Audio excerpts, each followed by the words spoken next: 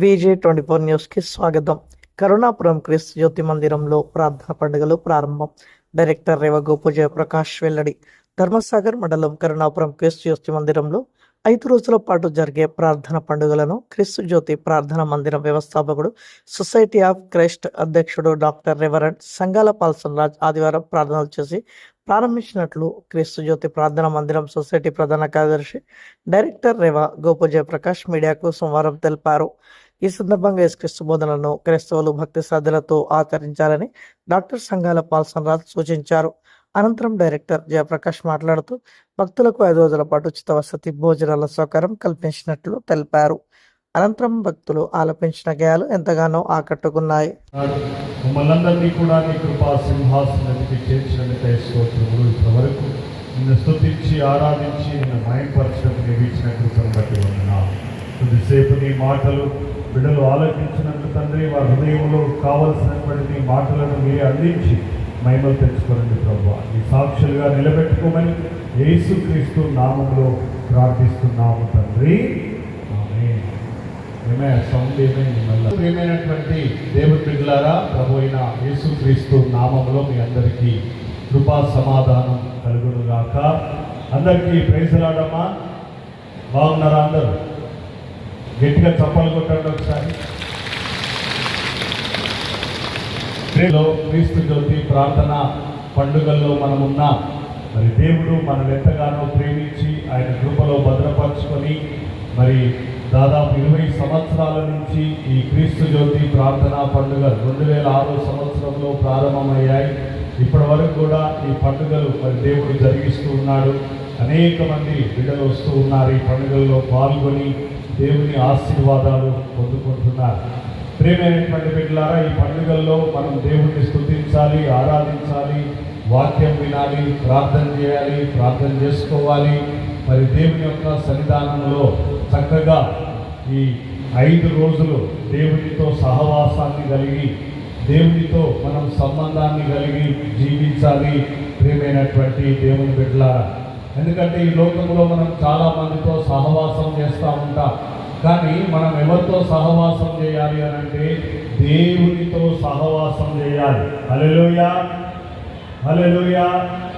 ఎవరితో చేయాలమ్మా? దేవునితో చేయాలి. ఎందుకంటే మనుషులతో చేస్తే ఏమొస్తాయంటే మనుషుల మాటలు, మనుషుల ఆలోచనలు, మనుషులు చేసే ఆ కార్యాలు అవన్నీ కూడా మనకు కూడా అంటుకుంటాయి. ఎందుకంటే మనం అంటుకోవాలనుకుంటాం, కానీ అంటుకుంటాయి ఏం చేస్తాయి?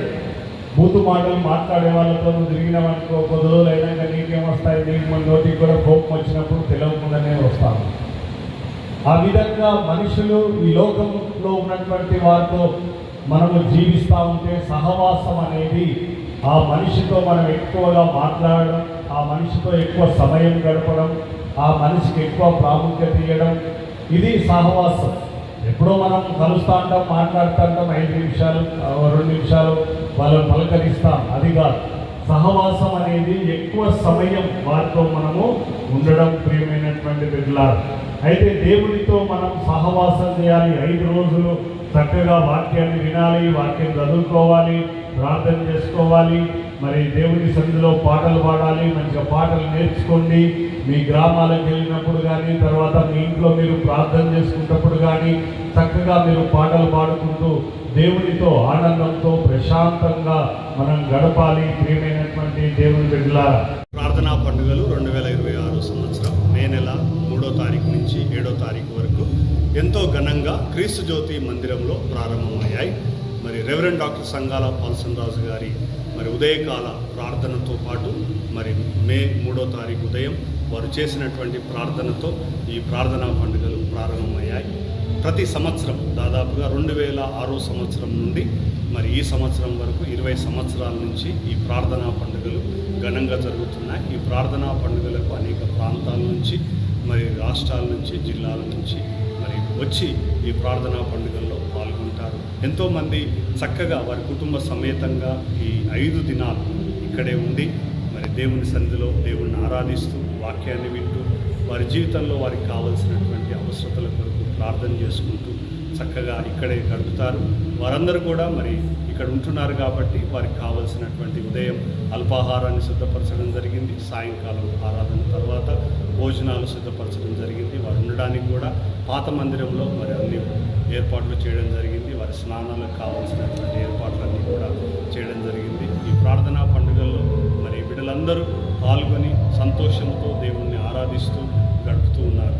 మరి మీరు ఇంకా ఎంతమంది అయితే దీన్ని వీక్షిస్తూ ఉన్నారో వాళ్ళందరూ కూడా ఈ ప్రార్థనా పండుగలో పాల్గొనండి. మరి మీడియా వారందరికీ కూడా మా క్రీస్తు జ్యోతి మందిరం తరపున రెవరెండ్ డాక్టర్ జయప్రకాష్, నేను డైరెక్టర్, మా వందనాలు తెలియజేస్తున్నాను, శుభాకాంక్షలు తెలియజేస్తున్నాను. God bless you.